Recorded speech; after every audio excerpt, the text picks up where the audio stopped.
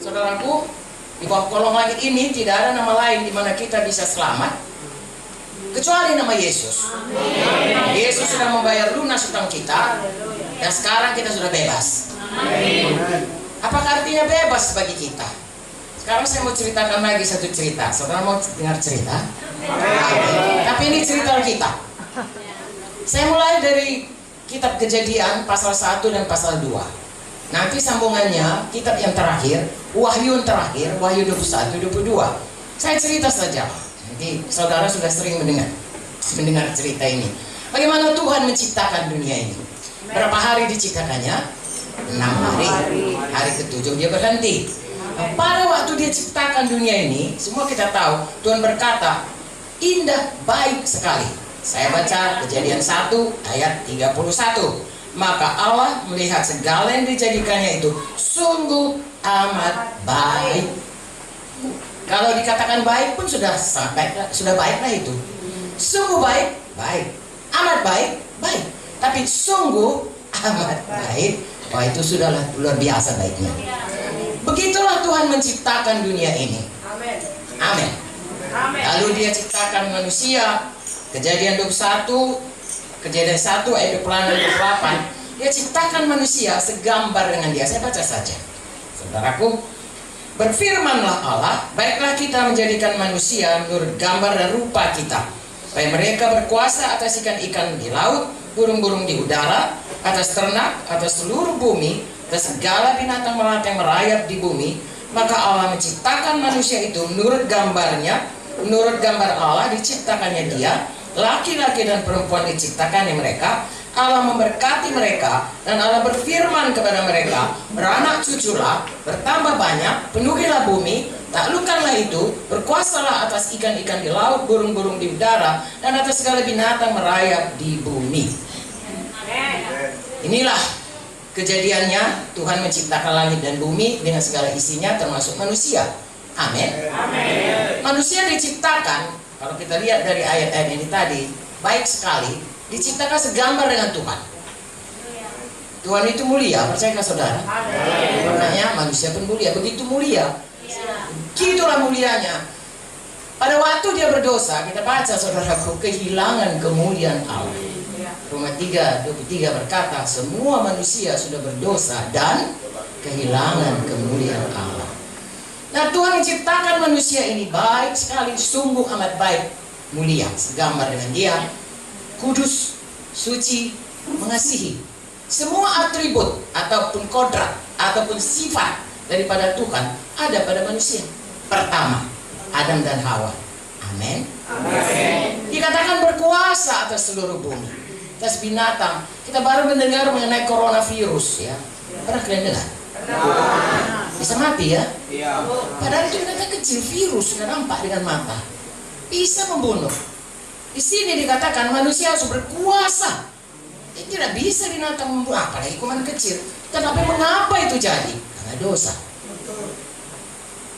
Pada waktu manusia berdosa, kita tahu ceritanya, saudaraku, bagaimana manusia itu disuruh, Kejadian 2, hanya untuk menjaga, memelihara Taman Eden. Semua boleh dimakan, kecuali satu, pohon pengetahuan baik dan buruk. Mengapa? Apakah Tuhan? Setan, saudaraku, menipu manusia, mengatakan, tengoklah Tuhan itu pelit sekali, masa kan nggak dikasih. Padahal saudaraku, tidak mungkin Tuhan pelit, semua boleh, yang satu itu tidak boleh. Karena Tuhan mau kita tahu baik dan jahat dari Tuhan. Kalau kita tahu dari pengetahuan kita, maka saudaraku, kita rasa kita saja yang benar, padahal menurut Tuhan belum tentu benar. Itu sebabnya saudaraku, Tuhan minta kita bergantung kepadanya. Hanya itu diminta Tuhan.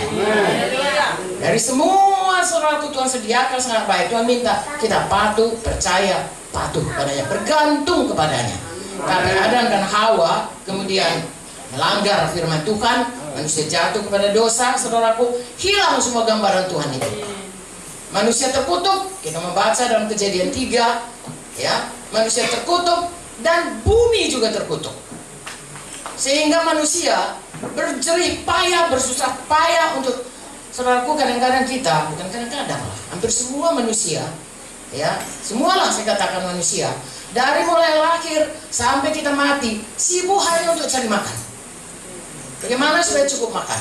Padahal di Taman Eden nggak perlu cari makan, disediakan Tuhan dengan sangat baik. Begitulah akibat dosa. Sampai kemudian bukannya manusia tambah baik. Sekali dia Adam dan Hawa memilih untuk melawan Tuhan, keturunannya juga demikian. Dia punya anak Kain, dibunuhnya adiknya. Seterusnya, sampai pada zaman Nabi Nuh, Tuhan berkata, menyesal aku menciptakan manusia, karena kejahatan mereka sudah demikian sehingga dimusnahkan dengan banjir. Lalu kemudian Nuh mendapat kasih karunia. Lalu Nuh juga, saudaraku, sesudah dia lepas dari banjir itu, mulai lagi berdosa. Anaknya kena kutuk lagi. Sampai kemudian ada seorang keturunannya namanya Nimrod, mendirikan menara sampai mau mengatasi ke langit.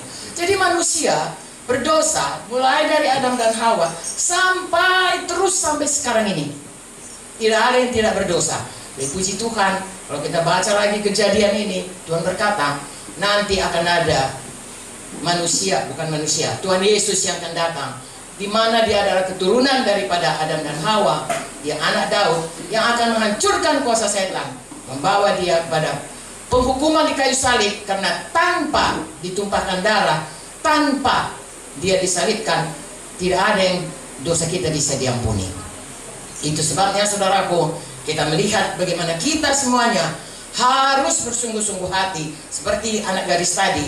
Kalau kita diperbudak setan oleh karena dosa, semua, sebab firman Tuhan berkata dalam buku Roma, kepada siapa kita taat, dialah yang memperhamba kita.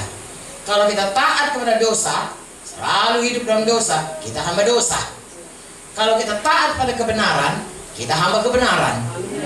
Kita melihat manusia selalu hatinya cenderung kepada dosa, sehingga manusia sebelum ketemu dengan Yesus semua hamba dosa. Tapi sekali lagi Yesus datang supaya membebaskan kita dari perhambaan dosa dan membuat semua kita jadi hamba kebenaran.